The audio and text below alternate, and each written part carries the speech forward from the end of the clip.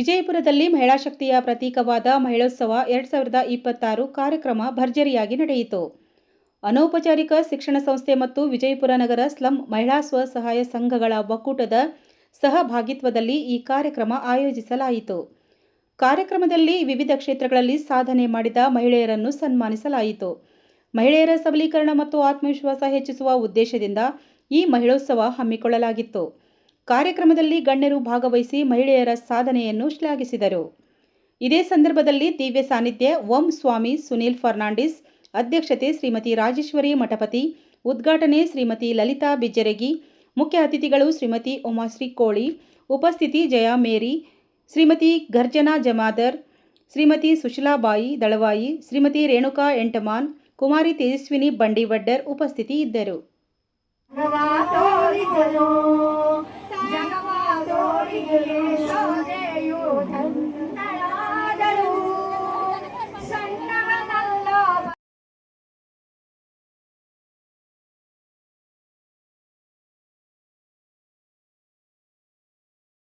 ಜನತೆಯಾದ ನಾವು ಭಾರತವನ್ನು ಸಾರ್ವಭೌಮ, ಸಮಾಜವಾದಿ, ಧರ್ಮನಿರಪೇಕ್ಷ, ಪ್ರಜಾಸತ್ತಾತ್ಮಕ ಗಣರಾಜ್ಯವನ್ನಾಗಿ ರೂಪಿಸುವುದಕ್ಕಾಗಿ ಭಾರತದ ಎಲ್ಲ ಪ್ರಜೆಗಳಿಗೆ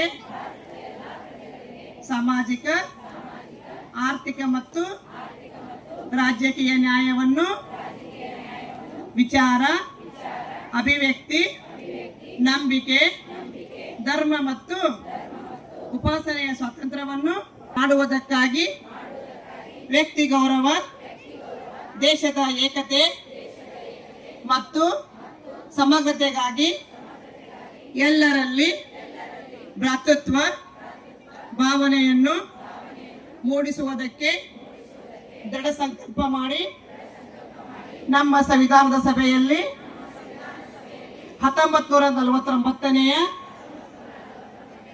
ಇಸ್ವಿಯ ನವೆಂಬರ್ ತಿಂಗಳು 26ನೇ ದಿನದಂದು ಈ ಸಂವಿಧಾನವನ್ನು ನಮಗೆ ನಾವೇ ಅರ್ಪಿಸಿಕೊಂಡು ಅಂಗೀಕರಿಸಿ ಶಾಸನವಾಗಿ ಇರಿಸಿಕೊಂಡಿದ್ದೇವೆ. ಜೈ ಹಿಂದ್.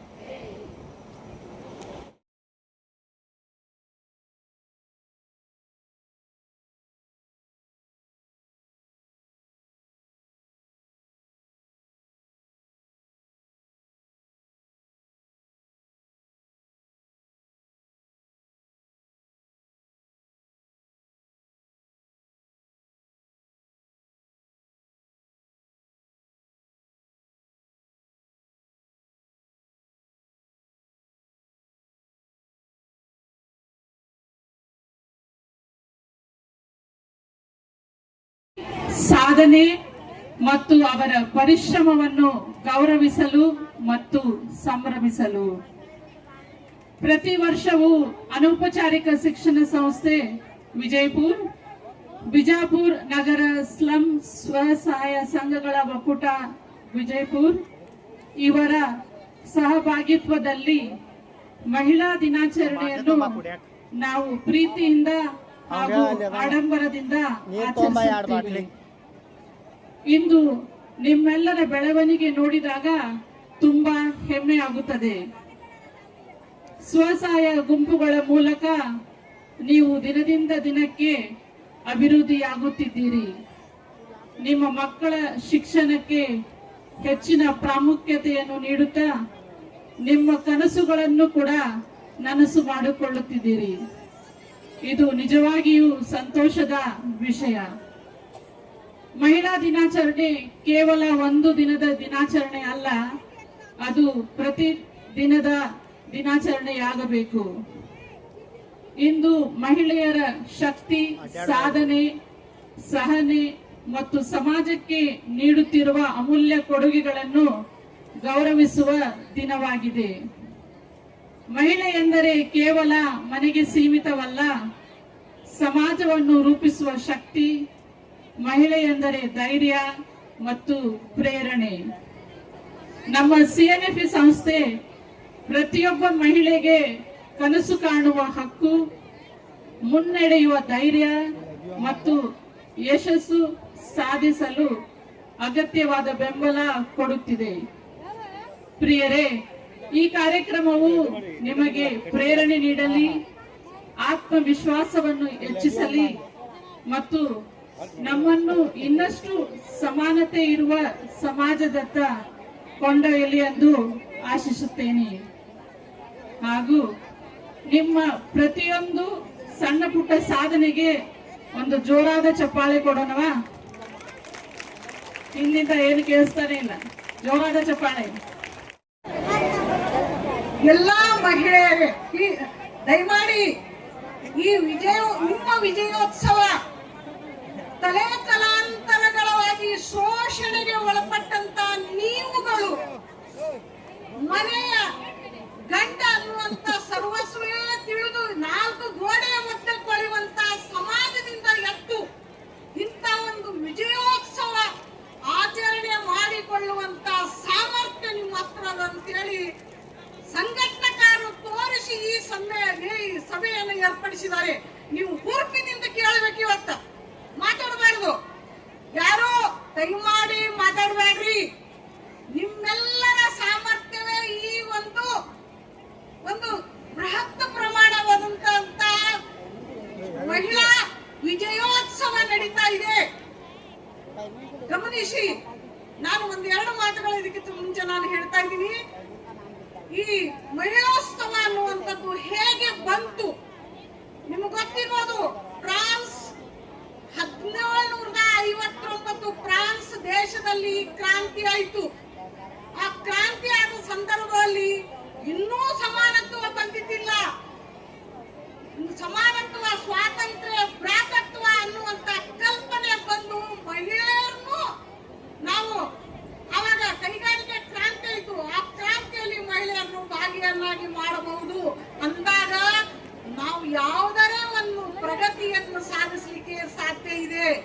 ಎರಡು ಚಪ್ಪಾಳೆ ತಟ್ಟಿದ್ರೆ ಮಾತ್ರ ಚಪ್ಪಾಳೆ ಹಾಕಕ್ಕೆ ಸಾಧ್ಯದ. ಒಂದೇ ಚಪ್ಪಾಳೆ ಹಾಕಲು ಸಾಧ್ಯವೇನ್ರಿ? ಹೇಳ್ರಿ. ಆ ಸಂದರ್ಭದಲ್ಲಿ ಗಣಮಕ್ಕಳಿಗೆ ಹೊಳಿತು. ನಮ್ಮ ಹೆಣ್ಮಕ್ಕಳು ಮನೆಯಾಗಿದ್ದೋಣ ಅವರನ್ನ ಕೈಗಾರಿಕೆಯಲ್ಲಿ ಭಾಗವಹಿಸಬೇಕು ಅವ್ರ ಕೆಲಸ ಅಂತ ಹೇಳಿ.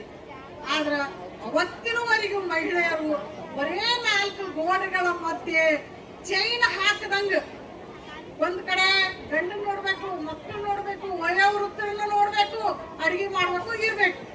ಇಂತ ಒಂದು ಉಸಿರುಗಟ್ಟುವಂತ ಪರಿಸ್ಥಿತಿ ಮಹಿಳೆಯರದಾಗಿತ್ತು. ಆದ್ರೆ ಮಹಿಳೆಯರು ಈ ಸ್ಲೋಗನ್ ಕೇಳಿದ ತಕ್ಷಣ ಸಮಾನತ್ವ, ನಾವು ಎಲ್ಲದರಲ್ಲಿ ಭಾಗವಹಿಸಬೇಕು ಅನ್ನುವಂತ ಒಂದು ಮಹತ್ತರವಾದಂತ ಅವರಿಗೆ ತಿಳುವಳಿಕೆಯನ್ನು ತಂದು ಕೊಡ್ತಲ್ಲ. ಇದು ಏನು ಕೈಗಾರಿಕಾ ಕ್ರಾಂತಿ. ಅವರೆಲ್ಲರೂ ಹೋದ್ರು. ಆದ್ರೆ ಇನ್ನ ಪುರುಷ ಪ್ರಧಾನ ಸಮಾಜ ಬೇರೂರಿತ್ರಿ ಎಲ್ಲ ಕಡೆ. ಮಹಿಳೆಯರು ಬಂದಾರಂದ್ರೆ ಹೆಂಗ್ ಮನೆಗೆ ದುಡಿತಾರಂದ್ರೆ ಕಾರ್ಖಾನೆಗಳು ಹಂಗೆ ದುಡಿಸ್ಕೋಬೇಕು. ಅವರಿಗೆ 24 ಗಂಟೆಗಳು ಮನೆಯಾಗೂ ಮಾಡ್ಬೇಕಾಗಿತ್ತು, ಅವರು ಕಾರ್ಖಾನೆಗಳಲ್ಲಿ ಮಾಡ್ಬೇಕಾಗಿತ್ತು. ಆ ಸಂದರ್ಭದಲ್ಲಿ ಮಹಿಳೆಯರು ವಿಚಾರ ಮಾಡ್ತಾರ, ಏನ್ ಮಾಡೋಣ, ಕೆಲಸನೂ ಬಿಡಂಗಿಲ್ಲ, ಮನಿನೂ ಬಿಡಂಗಿಲ್ಲ, ನಾವು ಹೆಂಗೂ ಇಂಪ್ರೂವ್ ಆಗೋಣ ಅಂತೇಳಿ ಎಲ್ಲರೂ ಒಗ್ಗಟ್ಟಾದ್ರಿ. ನೋಡ್ರಿ, ದುಡಿಮೆ ಅನ್ನುವಂಥದ್ದು ನಮ್ಗೆ ನಿಜವಾದ ಶಿಕ್ಷಣ. ನಾವೆಲ್ಲ PhD ತಗೊಂಡು ದೊಡ್ಡ ದೊಡ್ಡ ಆಫೀಸರ್ ಆತ, ಅದು ಶಿಕ್ಷಣ ಅಲ್ಲ. ನಿಜವಾದ ಶಿಕ್ಷಣ ನಮ್ಮ ದುಡಿಮೆಯಿಂದ, ಪ್ರಾಮಾಣಿಕತೆಯಿಂದ, ಒಗ್ಗಟ್ಟಿನಿಂದ ಅದು ಬರ್ತದ. ನಮ್ಗೆ ಎಲ್ಲರಿಗೂ ಮನವರಿಕೆ ಆಯ್ತು. ಆ ಶಿಕ್ಷಣ ಎಲ್ಲರೂ ಒಂದಾದ್ರು, ವಿಚಾರ ಮಾಡಿದ್ರು. ಆದ್ರೆ ಅವತ್ತಿನ ದಿವಸ ಮಹಿಳೆಯರು ಕೇಳಿದ್ರು, ನೋಡ್ರಿ ನಾವು ಮನೆಯೊಳಗೆ ಮಾಡಿ ಬರ್ಬೇಕಾಗ್ತದ, ಮಕ್ಕಳನ್ನ ಹೆತ್ತ ಮಕ್ಕಳನ್ನು ನೋಡ್ಬೇಕಾಗ್ತದ, ಗಂಡಂದಿರು ನೋಡ್ಬೇಕಾಗ್ತದ, ಜೊತೆಗೆ ಇಲ್ಲಿ ಒಂದು ಕೆಲಸ ಮಾಡ್ಬೇಕಾಗ್ತದ. ನಮ್ಗೆ ಒಂದು ಅವಕಾಶ ಕೊಡಿ, 18 ತಾಸು ದುಡಿಸ್ಕೋಬೇಡಿ, 12 ತಾಸಕ್ಕೆ ನಮ್ಗ ಒಂದು 10 ತಾಸು ದುಡಿಸ್ಕೊಡ್ರಿ ಅಂತ ಅವಾಗ ಅವ್ರು ಕಟ್ಟಿ ಮಾಡಿದ್ರಿ ಹೆಣ್ಮಕ್ಳು. ಸರಿ ಅಂತೇಳಿ ಆ ನಂತರ ಅದನ್ನು ಕೂಡ ಅವರಿಗೆ ಸ್ವಲ್ಪ ಕಷ್ಟ ಆಯ್ತು. 8 ತಾಸು ಸಲುವಾಗಿ ಹೋರಾಟ ಮಾಡಿದ್ರಿ, ಅದು ಸಕ್ಸಸ್ ಆಯ್ತು. ಮಹಿಳೆಯರೇ ನೋಡ್ರಿ, 1959 ಎಲ್ಲಿ ಮಹಿಳೆಯರು ಹಂತವಾಗಿ ತಿಳುವಳಿಕೆಯಿಂದ ನೋಡ್ರಿ, ಪ್ರಬುದ್ಧತೆಯಿಂದ, ಒಗ್ಗಟ್ಟಿನಿಂದ ನೋಡ್ರಿ, ರಿಲಿಜನ್ ಯಾವ ಮದುವೆ, ಜಾತಿ, ಮತ, ಧರ್ಮ ನಾವೆಲ್ಲರೂ ಒಂದು ನೋಡ್ರಿ ಅಂತ ಹೇಳಿ ತಿಳ್ಕೊಂಡು ನೋಡ್ರಿ. ನಾವು ಸಮಾಜದಾಗ ಹೋದ ಕೂಡಲೇ ನಮ್ ಜಾತಿ ನಿಮ್ ಜಾತಿ ಅದು ಹೊಡ್ತಾರ.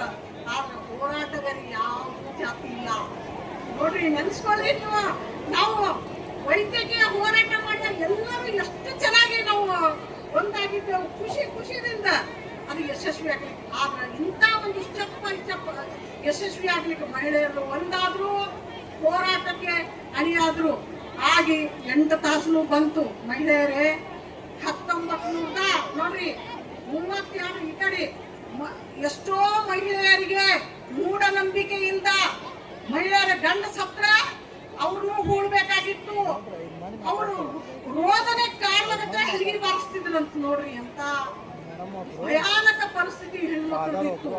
ಇಲ್ಲಿ ನಿಮ್ಗೆ ಕೇಳಿರ್ಬೋದು, ರಾಜಾರಾಮ್ ಮೋಹನ್ ರಾಯ್ 1832ರಲ್ಲಿ ರಾಜಾರಾಮ್ ಮೋಹನ್ ರಾಯ್ ಇಲ್ಲಿ ನಮ್ಮಲ್ಲಿ ಮಹಿಳೆಯರು ಈ ಒಂದು ಪದ್ಧತಿಯಿಂದ ಹೊರಗೆ ಬರಬೇಕು ಅಂತ ಹೇಳಿ ಅವರು ಅವಾಗ ನಮ್ಮಿನ್ನ ಏನದಲ್ಲ ಬ್ರಿಟಿಷ್ ಸರ್ಕಾರ ಇತ್ತು. ನಮ್ಮ ಮಾತು ಅಂತಂದ್ರೆ ಮಹಿಳೆ, ಹೌದಲ್ಲ ಏನ್ರಿ?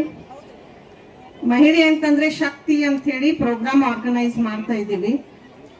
ಮಹಿಳೆಯರು ಅಂತಂದ್ರೆ ಬಹಳಷ್ಟು ಸ್ವಾವಲಂಬಿಗಳು, ಬಹಳಷ್ಟು ಸಂಸ್ಕಾರವಂತರು ಅಂತ ಹೇಳಿ ನಾವು ಕಾರ್ಯಕ್ರಮಗಳನ್ನ ಮಾಡ್ತೀವಿ.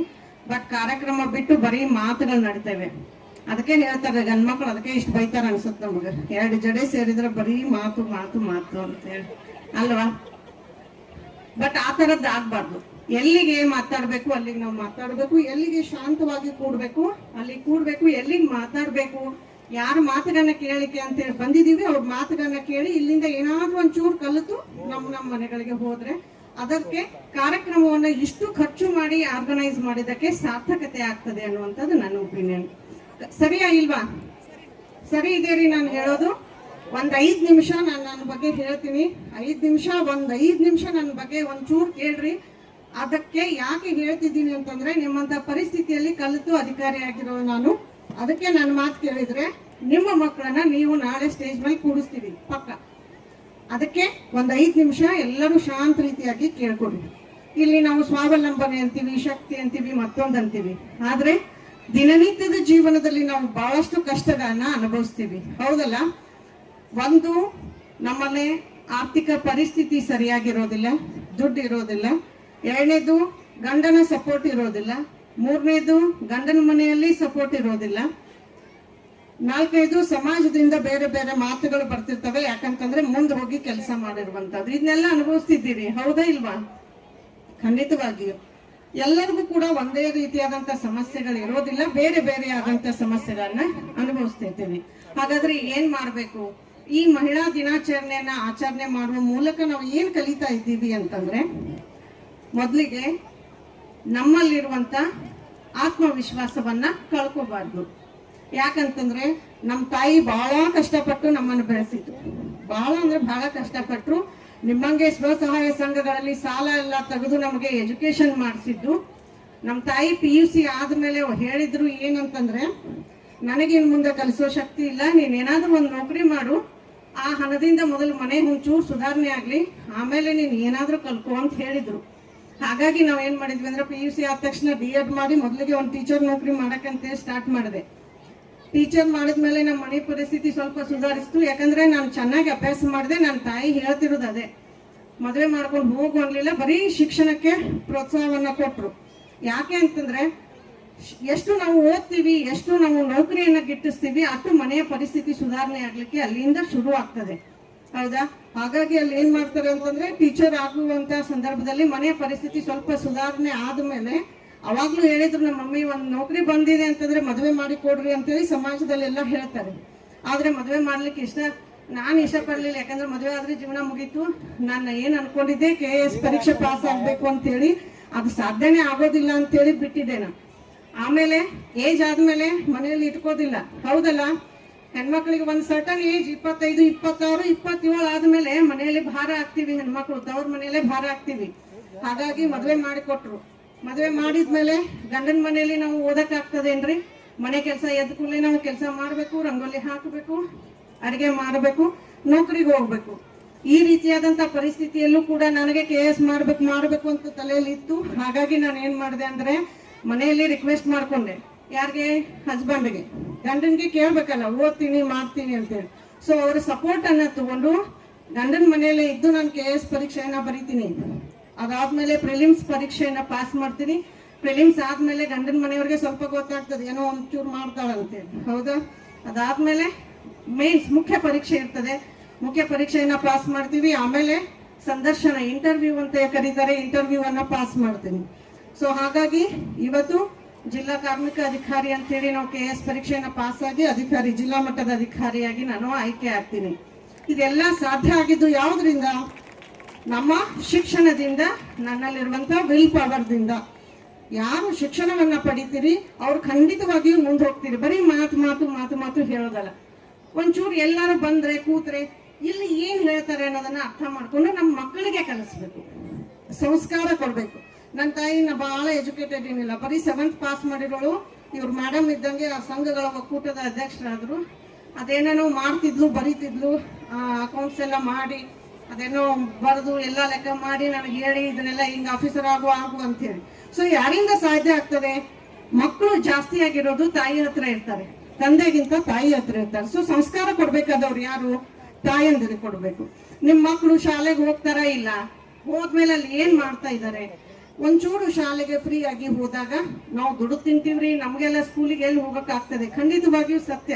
ಆದರೂ ಕೂಡ ನನ್ನ ಮಕ್ಕಳು ಮುಂದೆ ಹೋಗ್ಬೇಕು, ಒಂದು ಉತ್ತಮವಾದಂತ ಸ್ಥಾನವನ್ನ ಪಡಿಬೇಕು ಅಂದ್ರೆ ಖಂಡಿತವಾಗಿಯೂ ಶಾಲೆ ಕಳಿಸ್ರಿ. ನಾನು ಎಷ್ಟೋ ಮಕ್ಕಳನ್ನ ನೋಡ್ತೀವಿ, ಚೈಲ್ಡ್ ಲೇಬರ್, ಬಾಲ ಕಾರ್ಮಿಕರಾಗಿ ಹೋಟೆಲ್ಗಳಲ್ಲಿ, ಗ್ಯಾರೇಜ್ಗಳಲ್ಲಿ ಕೆಲಸ ಮಾಡ್ತಾರೆ.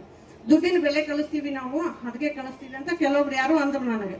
ಅಮ್ಮ, ಕಲಿಯೋ ವಯಸ್ಸಿನಲ್ಲಿ ಕಲೀಲಿ, ಮುಂದೆ ಕಳಿಸ್ರಿ. ಒಂದು ಏಜ್ ಇರ್ತದೆ, 20 ವರ್ಷ ಆದ್ಮೇಲೆ ಅವನಿಗೆ ಎಲ್ಲಾರ ಕೆಲ್ಸಕ್ಕೆ ಕಳಿಸ್ರಿ. ಸಣ್ಣ ಮಕ್ಕಳನ್ನ ಕೆಲ್ಸಕ್ಕೆ ದಯವಿಟ್ಟು ಕಳ್ಸಕ್ ಹೋಗ್ಬೇಡ್ರಿ. ಇದೆಲ್ಲ ಬಹಳ ಬಡತನದಲ್ಲಿರುವಂತ ಮಕ್ಕಳೇ ಅಲ್ಲಿ ಬಂದಿರ್ತಾರೆ. ನಾವು ಕೇಸ್ಗಳನ್ನ ಬುಕ್ ಮಾಡಬೇಕು, ಅಗೇನ ಮಾಲಕರ ವಿರುದ್ಧ ಜಗಳ ಆಗ್ತದೆ, ಇದೆಲ್ಲ ಬಿಟ್ಟಿದ್ದು. ಸೊ ಮಕ್ಕಳಿಗೆ ಮೊದಲಿಗೆ ಶಿಕ್ಷಣ ಕೊಡಿ, ಜೊತೆಗೆ ಸಂಸ್ಕಾರ ಕೊಡಿ. ಮೊನ್ನೆ ಒಂದು ಹೇಳಿದ್ರು ಮೇಡಮ್, ಹೇಳ್ತಾ ಇದ್ರು ಬಹಳಷ್ಟು ಕೆಟ್ಟ ಕೆಟ್ಟ ಕೇಸ್ಗಳಾಗ್ತಾವಿದೆ ಅಂತೇಳಿ. 14 ವರ್ಷದ ಮಗು ಡಬಲ್ ಮರ್ಡರ್ ಮಾಡ್ತಾನೆ ಅಂತಂದ್ರೆ ಅವನ ಮಾನಸಿಕ ಸ್ಥಿತಿ ಎಂತದ್ದು, ಆತನಿಗಿರುವಂತ ಸಂಸ್ಕಾರ ಎಂತದ್ದು. ನಾವು ಕೂಡ ಹೆಣ್ಮಕ್ಳಿಗೆ ಗಂಡನ ಮನೆಗೆ ಹೋದ್ರೆ ನಿಮ್ಮವ್ವ ಅಪ್ಪ ಹೆಂಗ್ ಕಲ್ಸಾರ ಅಂತಾನೆ ಕೇಳ್ತಾರೆ. ಸೊ ಅಗೇನ್ ಅಲ್ಲಿಗೆ ಬರ್ತದೆ. ಸೊ ನಾವು ಕೊಡುವಂತ ಸಂಸ್ಕಾರ ಇಂಪಾರ್ಟೆಂಟ್ ಆಗಿರುವಂತದ್ದು. ದಯವಿಟ್ಟು ಈ ಸಂಸ್ಥೆಯವರು, ನಾನು ಸುಮಾರು 4-5 ವರ್ಷಗಳಿಂದ ನೋಡ್ತಾ ಇರುವಂಗೆ ಬಹಳಷ್ಟು ಸಪೋರ್ಟ್ ಅನ್ನ ತಮಗ್ ಮಾಡ್ತಾರೆ. ಸಾಲ ಕೊಡ್ಬೋದಾಗಿರ್ಬೋದು, ಎಜುಕೇಶನ್ ಬೆನಿಫಿಟ್ ಅನ್ನ ಕೊಡ್ತಾರೆ, ಮತ್ತೊಂದು ತರದ ಇಂಥ ಸೌಲಭ್ಯಗಳನ್ನ ಉಪಯೋಗಿಸ್ಕೊಡ್ರಿ ತಾವು. ಇನ್ನೂ ಒಂದು ಅಂತಂದ್ರೆ ನಮ್ಮ ಇಲಾಖೆಯಲ್ಲಿ ಕೂಡ ಸಾಕಷ್ಟು ಸ್ಕೀಮ್ಸ್ ಗಳಿದಾವೆ. ಸರ್ಕಾರದ ಸ್ಕೀಮ್ಸ್ ಗಳನ್ನ ತಾವು ತಗೋಬೇಕು. ನಮ್ಮಲ್ಲಿ ಸ್ಮಾರ್ಟ್ ಕಾರ್ಡ್ ಗಳ ಸೌಲಭ್ಯ ಇದೆ. ತಾವು ಏನ್ ಕೆಲಸ ಮಾಡ್ತೀವಿ ಅದರ ಮೇಲೆ ನಿಮ್ಗೆ ಒಂದು ಸ್ಮಾರ್ಟ್ ಕಾರ್ಡ್ ಅನ್ನ ಕೊಡ್ತೀವಿ. ಆಕ್ಸಿಡೆಂಟ್ ಆದಾಗ ನಮ್ಮ ಹತ್ರ ದುಡ್ಡು ಇರೋದಿಲ್ಲ, ಅದರಿಂದ ಏನು ಆಕ್ಸಿಡೆಂಟಲ್ ಬೆನಿಫಿಟ್ ಸಿಗ್ತದೆ. ಸಹಜವಾಗಿ ಕಾಯಿಲೆಯಿಂದ ಏನಾದ್ರೂ ಡೆತ್ ಆದ್ರೆ ಅದಕ್ಕೆ ಒಂದು 10,000 ರೂಪಾಯಿಗಳ ಅನುದಾನ ಸಿಗ್ತದೆ. ಅಂತ ಕಾರ್ಡ್ಗಳನ್ನ ಎಲ್ಲರೂ ಕೂಡ ಪಡೆದುಕೊಳ್ಳುವಂತ ಮಾಡ್ರಿ. ಯಾರ ಹತ್ರ ಇಲ್ಲ ದಯವಿಟ್ಟು ಅವರಿಗೆ ಅಪ್ರೋಚ್ ಆದ್ರೆ ನಾವು ಕ್ಯಾಂಪ್ಗಳನ್ನ ಮಾಡ್ಲಿಕ್ಕೆ ರೆಡಿ. ತಮ್ಮೆಲ್ಲರಿಗೂ ಕೂಡ ಸ್ಮಾರ್ಟ್ ಕಾರ್ಡ್ ಅನ್ನ ಕೊಡ್ತೀವಿ. ಎರಡನೇದು ಅಂದ್ರೆ ನಿಮ್ಗೆಲ್ಲರಿಗೂ ಪೆನ್ಷನ್ ಬರ್ತದೆ.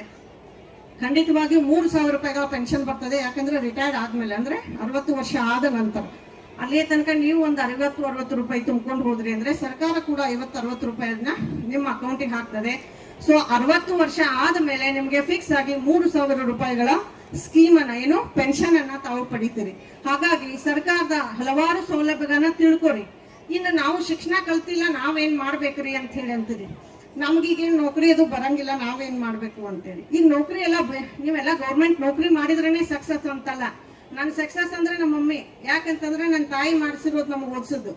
ಹಾಗಾಗಿ ಅವ್ರಿಗೆ ಒಂದು ಶಿಕ್ಷಣದ ನಾಲೆಜ್ ಇದೆಯಲ್ಲ. ನೀವು ಇಂಥ ಡಿಜಿಟಲ್ ಯುಗದಲ್ಲಿ ಏನಾದ್ರೂ ಒಂದು ಅಚೀವ್ಮೆಂಟ್ ಮಾಡ್ಬೇಕಾಗಿದ್ರೆ ಸ್ವಲ್ಪ ಶಿಕ್ಷಣದ ಕಡೆಗೆ ನೀವು ಕೂಡ ಲಕ್ಷ್ಯ ಕೊಡ್ರಿ.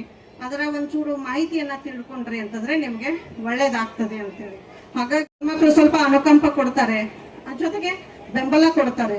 ನಾವು ತಗೊಳ್ಳೋದ್ರಾಗಿರ್ತದೆ. ನನ್ನ ಹಸ್ಬೆಂಡ್ ನಾ ಓದ್ತೀನಿ ಅಂತಂದ್ರೆ ಕೊಡ್ತಿದ್ದಿಲ್ಲ, ನಾನು ಹಿಂಗೆ ಓದ್ತೀನಿ ಅಂದ್ರೆ ಅದರಲ್ಲೇ ಇರ್ತದೆ. ಒಂಚೂರು ಸ್ವಲ್ಪ ಪೊಲೈಟ್ ಆಗಿ ನಾವು ಕೂಡ ವ್ಯವಹಾರಗಳನ್ನ ಮನೆಯಲ್ಲಿ ಮಾಡ್ಬೇಕಾಗ್ತದೆ.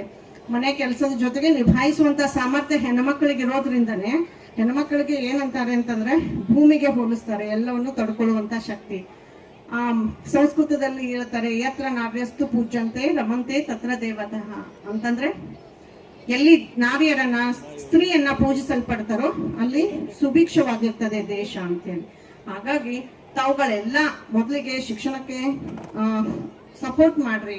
ನೀವು ಯಾವ ಬೇಕಾದ ಉದ್ಯೋಗ ಮಾಡ್ರಿ, ಅದನ್ನ ಭಕ್ತಿಯಿಂದ, ಅದನ್ನ ಶ್ರದ್ಧೆಯಿಂದ ಮಾಡ್ರಿ. ಬರೀ ಆಫೀಸ್ ಕೆಲಸ ಮಾತ್ರ ಡಿಸಿಪ್ಲಿನ್ ಆಗಿ ಮಾಡ್ಬೇಕಂತೇನಿಲ್ಲ. ನೀವು ಏನ್ ಕೆಲಸ ಮಾಡ್ತಿರೋ ಅದನ್ನೇ ಭಕ್ತಿಯಿಂದ ಶ್ರದ್ಧೆಯಿಂದ ಮಾಡಿದ್ರಿ ಅಂದ್ರೆ ಆ ಕೆಲಸ ನಿಮ್ಮನ್ನ ಟಾಪ್ ಲೆವೆಲ್ಗೂ ಕರ್ಕೊಂಡು ಹೋಗ್ತದೆ. ನಾನು ಬೇರೆ ಜಿಲ್ಲೆಯಲ್ಲಿ ಕೆಲಸ ಮಾಡುವಾಗ ಒಬ್ಬ ಬರೀ ರೊಟ್ಟಿ ಮಾಡುವಂತ ಹೆಣ್ಮಗಳು DC ಮೇಡಮ್ ಒಬ್ಬರಿಗೆ ಭೇಟಿ ಆಗಿದ್ದಕ್ಕೆ, DC ಮೇಡಮ್ ಅವ್ರಿಗೆ ಒಂಚೂರು ಸಪೋರ್ಟ್ ಮಾಡಿದ್ದಕ್ಕೆ ಇವತ್ತು ಅವ್ರ ರೊಟ್ಟಿ ಎಲ್ಲ ಅಮೆಜಾನ್ದಲ್ಲಿ ಮಾರಾಟ ಆಗ್ತಿವೆ, ಬೇರೆ ದೇಶಗಳಿಗೆ ಸಪ್ಲೈ ಆಗ್ತಾ ಇವೆ. ಸೊ ಇಂಥ ಒಂದು ಅಪಾರ್ಚುನಿಟೀಸ್ ಕೂಡ ತಮ್ಮೆಲ್ಲರಿಗೂ ಸಿಗ್ಲಿ, ತಮ್ಮೆಲ್ಲರಿಗೂ ಒಳ್ಳೇದಾಗ್ಲಿ ಅಂತ ಹೇಳ್ತಾ ಈ ಕಾರ್ಯಕ್ರಮದಲ್ಲಿ ಭಾಗವಹಿಸಲಿಕ್ಕೆ ಅವಕಾಶ ಕೊಟ್ಟಿದ್ದಂತಹ ನಮ್ಮ ಅನೌಪಚಾರಿಕ ಶಿಕ್ಷಣ ಸಂಸ್ಥೆಯಲ್ಲಿ ಎಲ್ಲ ಈ ಸ್ಕೂಲು ತಮ್ಮೆಲ್ಲರಿಗೂ ಕೂಡ ಮತ್ತೊಮ್ಮೆ ಧನ್ಯವಾದಗಳನ್ನ ಹೇಳ್ತಾ ನಾನು ಮಾತು ಮುಗಿಸ್ತೀನಿ. Thank you so much. ಎಲ್ಲ ಮಕ್ಕಳಿಗೂ ಧನ್ಯವಾದಗಳು.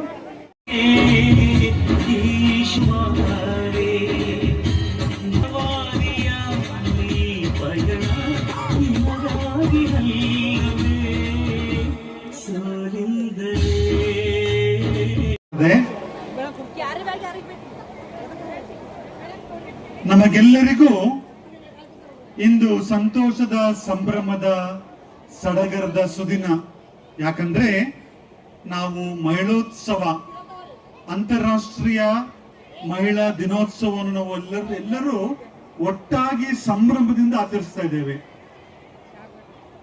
ನಮ್ಮ CNF ಹಾಗೂ ಎಲ್ಲ ಮಹಿಳಾ ಒಕ್ಕೂಟಗಳು ಸೇರಿ ಈ ಒಂದು ಸಂಭ್ರಮದ ಸುದಿನವನ್ನು ಆಚರಿಸಬೇಕಾದ್ರೆ ನಾವೆಲ್ಲರೂ ಸೇರಿ ಅವರಿಗೆ ನಮ್ಮ ಪದ ಕೆಬಿನ್ ಸೆಕ್ವೇರ ಪದ ಸಮನ್ ಬಾಲಕೃಷ್ಣ ಜಯ ಹಾಗೂ CNF ಎಲ್ಲ ಸಿಬ್ಬಂದಿ ವರ್ಗದವರಿಗೂ, ಅದೇ ರೀತಿಯಲ್ಲಿ ಎಲ್ಲ ಮಹಿಳಾ ಒಕ್ಕೂಟಗಳ ಸದಸ್ಯರಿಗೂ ನಾವು ಜೋರಾಗಿ ಚಪ್ಪಾಳೆ ತಟ್ಟುವುದರ ಮುಖಾಂತರ ನಮ್ಮ ಕೃತಜ್ಞತೆಗಳನ್ನು ಸಲ್ಲಿಸೋಣ. ಇನ್ನು ಜೋರಾಗಿ ಚಪ್ಪಾಳೆ ತಟ್ಟಬೇಕು. Thank you. ನಮ್ಮ ಭಾರತೀಯ ಸಂಪ್ರದಾಯ ಹೇಳ್ತೇವೆ, ಅಸತೋಮ ಸದ್ಗಮಯ, ತಮಸೋಮ ಜ್ಯೋತಿರ್ಗಮಯ, ಮೃತ್ಯುನ್ಯ ಅಮೃತಂ ಗಮಯ ಅಂತ ಹೇಳಿ ಅಲ್ವಾ? ಹೆಣ್ಣು ಒಂದು ಮನೆಯ, ಒಂದು ಕುಟುಂಬದ, ಒಂದು ಸಮಾಜದ, ನಮ್ಮ ದೇಶದ ಹಾಗೂ ಇಡೀ ವಿಶ್ವದ ಕಣ್ಣು ಹಾಗೂ ಬೆಳಕು. ಯಾಕೆಂದ್ರೆ ಒಬ್ಬ ಮಹಿಳೆ ತನ್ನ ಮನೆಯ, ತನ್ನ ಕುಟುಂಬದೆಲ್ಲ ಸದಸ್ಯರಿಗೆ ಜೀವನಕ್ಕೆ ಬೇಕಾಗುವಂತಹ ಮೌಲ್ಯಗಳನ್ನು ಕಲಿಸಿಕೊಡ್ತಾಳೆ ಅಲ್ವಾ? ಒಬ್ಬ ಹೆಣ್ಣು ಅಕ್ಕ ತಂಗಿಯಾಗಿ, ಮಗಳಾಗಿ, ಆಮೇಲೆ ಹೆಂಡತಿಯಾಗಿ, ತಾಯಿಯಾಗಿ ಬೇರೆ ಬೇರೆ ರೀತಿಯ ಪಾತ್ರಗಳನ್ನು ನಡೆಸ್ಕೊಂಡು ಮಾಡ್ಕೊಂಡು ಹೋದ್ರೂ ಸಹ ಒಂದು ಮನೆಗೆ ಬೆಳಕು ಹಾಗೂ ಕಣ್ಣಾಗ್ತಾಳೆ. ಹಾಗಾಗಿ ನಮ್ಮ ಈ ಮಹಿಳಾ ಶಕ್ತಿ, ಈ ಒಂದು ಸ್ತ್ರೀ ಶಕ್ತಿ ಇಡೀ ಜಗತ್ತಿನ ಒಂದು ಶಕ್ತಿ ಆಗಿದೆ, ಇಡೀ ಕುಟುಂಬದ ಶಕ್ತಿ ಆಗಿದೆ, ಸಮಾಜದ ಶಕ್ತಿ ಆಗಿದೆ. ಹಾಗಾಗಿ ಇಲ್ಲಿ ನೆರೆದಿರುವ ನಿಮಗೆಲ್ಲರಿಗೂ ಸಹ ನನ್ನ ಪರವಾಗಿ, ನಮ್ಮ ಸಂಸ್ಥೆಯ ಪರವಾಗಿ ಮತ್ತೊಮ್ಮೆ ಮಹಿಳಾ ದಿನಾಚರಣೆಯ ಶುಭಾಶಯಗಳು. ಒಬ್ಬ ಸ್ತ್ರೀ, ಒಬ್ಬ ಮಹಿಳೆ ಅಬಲೆ ಅಲ್ಲ, ಆದರೆ ಯಾರು? ಸಬಲೆ. ನಿಮ್ಮಲ್ಲಿ ಆ ಬಲ ಇದೆ, ನಿಮ್ಮಲ್ಲಿ ಆ ಶಕ್ತಿ ಇದೆ. ಇದನ್ನು ನಾವು ನಡೆಸ್ಕೊಂಡು ಹೋಗ್ತಾ ಎಲ್ಲರೂ ಒಗ್ಗಟ್ಟಾಗಿ ಒಂದು ಹೊಸ ಸಮಾಜವನ್ನು ನಾವೆಲ್ಲರೂ ನಿರ್ಮಾಣ ಮಾಡೋಣ. ಈ ನಮ್ಮ ಉತ್ತರ ಕರ್ನಾಟಕ, ಈ ನಮ್ಮ ನಾಡು ವಚನಕಾರರ ನಾಡು. ಬಸವಣ್ಣ ಆಗಿರ್ಬೋದು, ಅಕ್ಕ ಮಾದೇವಿ ಆಗಿರ್ಬೋದು, ಅಲ್ಲಮ್ಮ ಪ್ರಭು ಆಗಿರ್ಬೋದು, ದಾಸಮಯರಾಗಿರ್ಬೋದು, ಇವರೆಲ್ಲರೂ ಸಹ ಹೇಳ್ತಾರೆ ಲಿಂಗ ಭೇದ ಮಾಡಬಾರದು ಅಂತೇಳಿ. ಇಲ್ಲಿ ಲಿಂಗ ಭೇದವಿಲ್ಲ, ನಾವೆಲ್ಲರೂ ಸಮಾನರು.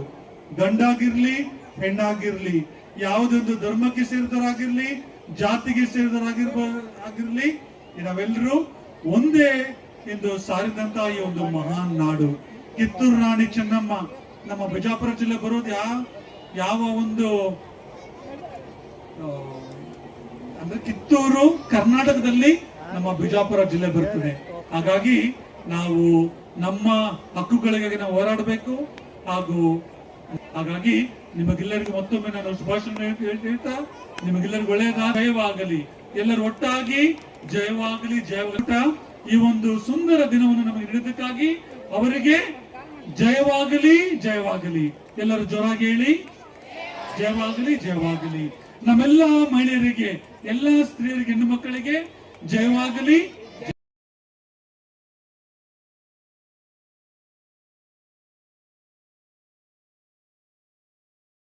ನುಡಿಯಲು ಬೇಡ, ಅನ್ಯರಿಗೆ ಅಸಹ್ಯ ಪಡಬೇಡ, ಎದುರು ಹಳಿಯಲು ಬೇಡ. ಇದೇ ಅಂತರಂಗ ಶುದ್ಧಿ, ಇದೇ ಬಹಿರಂಗ ಶುದ್ಧಿ, ಇದೇ ನಮ್ಮ ಕೂಡಲ ಸಂಗಮ ಒಲಿಯುವ ಪರಿಧಿ. ಇದು ಹೇಳೋ ಏನ್ ಅರ್ಥಪ್ಪ ಅಂದ್ರ, ನಾವು ಯಾವುದೇ ಕಾಲದಲ್ಲಿ ಜೀವಿಸ್ಲಿ ಒಂದು ಕಳತನ ಮಾಡಬಾರ್ದು, ಒಂದು ಇನ್ನೊಬ್ಬರನ್ನ ಹೊಗಳಬಾರ್ದು, ನನ್ನ ಕೂಡ ಹೊಳ್ಕೋಬಾರ್ದು ಅಂತ, ಮತ್ತೆ ಇನ್ನೊಬ್ಬರಿಗೆ ಮೋಸ ಮಾಡಬಾರ್ದು ಅಂತ ಇದ್ರ ಅರ್ಥ. ಅವಾಗಲೇ ನಮಗ ಬಸವಣ್ಣವ್ರು ಹೇಳ್ದಂಗೆನೆ ಒಳ್ಳೆ ಇಲ್ಲಿ ಕೂಡ ಹೆಂಗೆ ನಾವು ಜೀವಿಸ್ತೀವಲ್ಲ, ಮೇಲೆ ಹೋದಾಗ ಕೂಡ ನಮಗ ಒಂದ್ ಒಳ್ಳೆ ಲೈಫ್ ಅಲ್ಲಿ ಕೂಡ ಇರ್ತದ ಅಂತ ಹೇಳ್ದಂಗ. ಇವಾಗ ನಾವು ಮಹಿಳಾ ದಿನಾಚರಣೆ ಇವತ್ತಲ್ಲ ನಿನ್ನೆ ಅಲ್ಲ, ತುಂಬಾ ವರ್ಷದಿಂದ ಮಾಡ್ಕೊತ ಬಂದಿವಿ. ಕರೆಕ್ಟ್ ರೀ? ಎಲ್ಲರೂ ಇದ್ರಾಗ ರ್ಯಾಲಿ ಮಾಡಿದವ್ರದಿರಿ, ಅದಿರೇನಿಲ್ರಿ? ಕೈ ಮಾಡ್ರೋಣ. ಎಸ್, ಎಲ್ಲರೂ ರ್ಯಾಲಿ ಮಾಡಿದವ್ರದಿವಿ. ಎಷ್ಟೋ ಜನ ಕಾರ್ಯಕ್ರಮದಲ್ಲಿ ಡ್ಯಾನ್ಸ್ ಮಾಡಿರಿ, ಹಾಡ ಹಾಡಿರಿ. ಕರೆಕ್ಟ್ ಆಗಿದೆಯಲ್ಲ ಮಾಡೋದು. ಯಾಕ ಪ್ರತಿ ದಿನಾನು ನಾವು ಅಡಿಗೆ ಮಾಡೋದು, ಬಟ್ಟೆ ಒಗೆಯೋದು, ಬಾಂಡೆ ತಿಕ್ಕೋದು ಇದ್ದೇ ಐತಿ, ಐತಿಲ್ರಿ? ಒಂದಿನ ಎಂಜಾಯ್ಮೆಂಟ್ ಬೇಕಲ್ಲ, ಬೇಕಾ? ಬಟ್ ಒಂದ್ ಏನಂದ್ರ ಬರೋದು ಬರ್ತದ ಮೇಳಾ ದಿನಾಚರಣೆ ಬ್ಯಾಸ್ಯಾಗೆ ಬರ್ತದ. ಸ್ವಲ್ಪ ಬಿಸಿಲಿನ ಪ್ರಾಬ್ಲಮ್ ಆಗ್ಯದ, ಅದು ಸ್ವಲ್ಪ ಅನುಭವಿಸ್ಲೇಬೇಕು, ಅನಿವಾರ್ಯ. ಯಾಕಂದ್ರೆ ಮ್ಯಾಕ್ ಶಕ್ಕಿದ್ರಲ್ಲಿ ಎಲ್ಲ ನೆನಪಾಗ್ಬಿಡ್ತದ.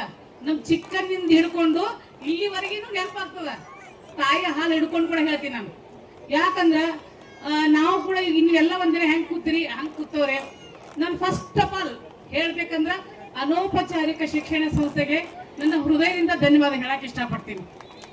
ಯಾಕೆ ಗೊತ್ತಾ, ನಾವೆಲ್ಲ ಹೆಣ್ಮಕ್ಳು ಮನೆಯಾಗಿದ್ದವ್ರೆ, ಎಜುಕೇಶನ್ ಕಲ್ತಿದ್ವಿ, ಮುಂದೆ ಏನ್ ಮಾಡ್ಬೇಕು ಅಂತ ಗೊತ್ತಿರ್ಲಿಲ್ಲ. ಆ ಸಂದರ್ಭದಲ್ಲಿ ಸಣ್ಣದಾಗಿ ಒಂದು ಸಂಘವನ್ನು ಮಾಡಿ ನಮ್ಮನ್ನೆಲ್ಲ ಹೊರಗಡೆ ತಗೊಂಬಂದ್ರು. ಹೊರಗಡೆ ತಂದು ಒಬ್ರಲ್ಲ, ಅಕ್ಕಪಕ್ಕ ಮನೆಗೆ ಯಾರ್ದಾರ ಗೊತ್ತಿದ್ದಿಲ್ಲ.